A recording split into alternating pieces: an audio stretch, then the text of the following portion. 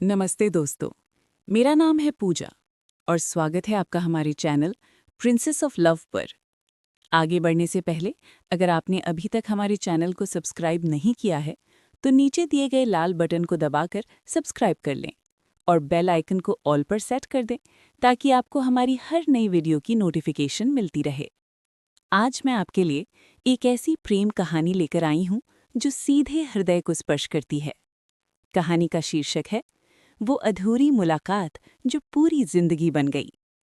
ये कहानी है आरव और अनन्या की, एक ऐसी प्रेम कहानी जो शोर में नहीं, खामोशी में पली और वक्त के इम्तिहानों से गुजरकर भी सच्ची रह गई। शहर का एक छोटा सा रेलवे स्टेशन, शाम का वक्त, हल्की ठंडी हवा चल रही थी और प्लेटफॉर्म पर जिंदगियां अपनी अपनी मंजिलों की ओर भाग रही थीं। आरव वहां रोज आता था, कॉलेज से लौटते वक्त। उसे नहीं पता था कि उसी प्लेटफॉर्म पर उसके जिंदगी की सबसे खूबसूरत कहानी खामोशी से उसका इंतजार कर रही है। उस दिन उसने अनन्या को पहली बार देखा। साधारण सी लड़की, सफेद सूट, खुले बाल, हाथ में एक किताब, न कोई दिखावा न कोई बनावट, बस एक अजीब सा सुकून। आरव ने नजरें हटा लीं, लेकिन उसका दिल वहीं ठहर गया। दिन बीतते गए, वो रोज मिलते थे बिना मिले। न कोई बात, न कोई पहचान, सिर्फ नजरें। कभी किताब पलटते वक्त तो कभी ट्रेन के इंतजार में।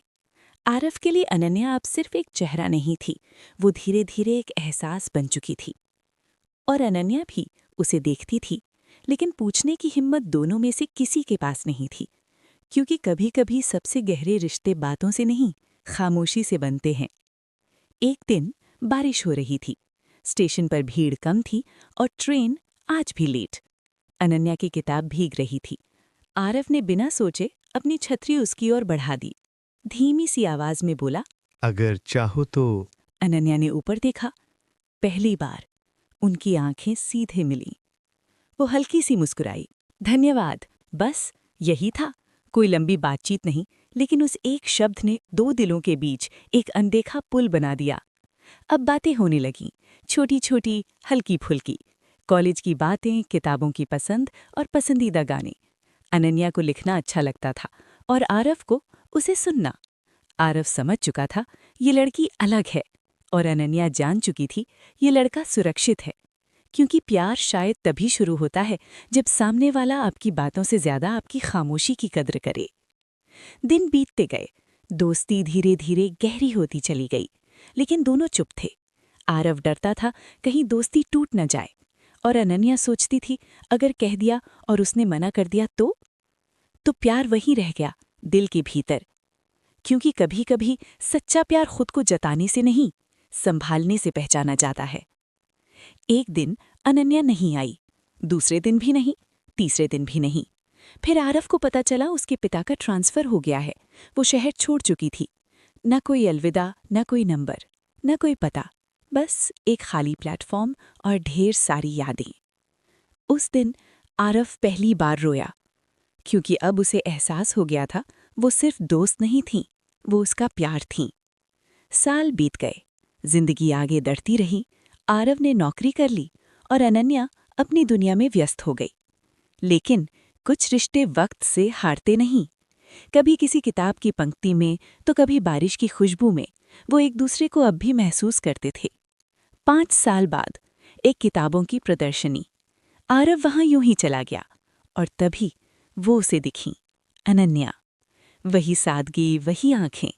कुछ पल दोनों चुप रहे। फिर अनन्या मुस्कुराई और बोली, तुम अब भी छतरी रखते हो? आरव हल्के से हंसा, क्योंकि कुछ रिश्तों को दोबारा शुरू नहीं करना पड़ता, वो वहीं से चल पड़ते हैं जहां कभी रुके थे। इस बार आरव नहीं रुका। उसने कहा, मैंने तुम्हें कभी भुलाया नहीं। अनन्या की आंखें भर आईं। मैंने भी नहीं। न बड़े वादे, न भारी शब्द, बस सच। और वही काफी था। आज वो साथ हैं। शायद ये कहानी परियों जैसी नहीं है, लेकिन ये सच्ची है, क्योंकि सच्चा प्यार पाने में नहीं, निभाने में होता है। जो इंतजार करना सिखा दे, जो दूर होकर भी दिल में रह जाए, वही सच्चा प्यार होता है। कहानी से सीख, सच्चा प्यार शोर नहीं करता। सच्चे रिश्ते वक्त की परीक्षा पास करते हैं। जो दिल से जुड़ा हो वो कभी दूर नहीं होता। तो दोस्तों, अगर आपको ये कहानी पसंद आई हो तो चैनल को लाइक, शेयर और सब्सक्राइब जरूर करें। राधे कृष्णा।